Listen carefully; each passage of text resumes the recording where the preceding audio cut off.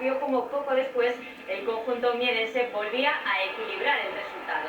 El Caudal jugó con un hombre menos durante 36 minutos, circunstancia que no aprovechó el Real Oviedo. Al finalizar el partido, la afición azul, como están escuchando, despidió con pitos a su equipo y a su entrenador.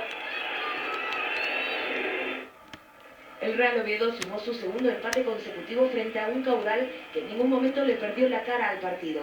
Pero antes de comenzar hubo un mensaje de apoyo al portero Segura y a los trabajadores de la fábrica de armas de Trubia por parte de los dos equipos.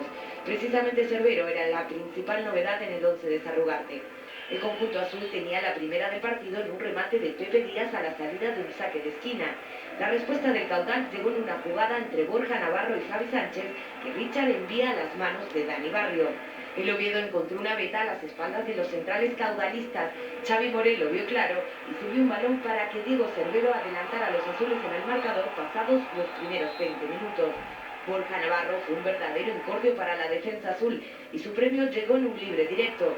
El balón al área de Prosi y el delantero caudalista le ganan el salto a 3 defensas azules.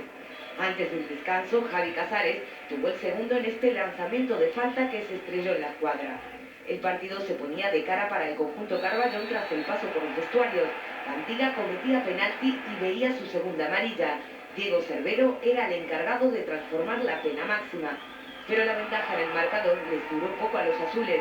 Con un hombre menos, el Caudal devolvía las tablas en otra jugada a balón parado.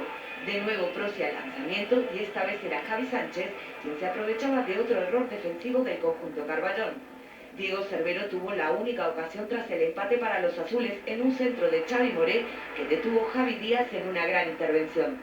De ahí al final poco mostró el Oviedo, ni la entrada de Manu Gusto cambió la dinámica. El Caudal en cambio supo aguantar e incluso Invernón pudo inclinar la balanza en favor de los mierenses.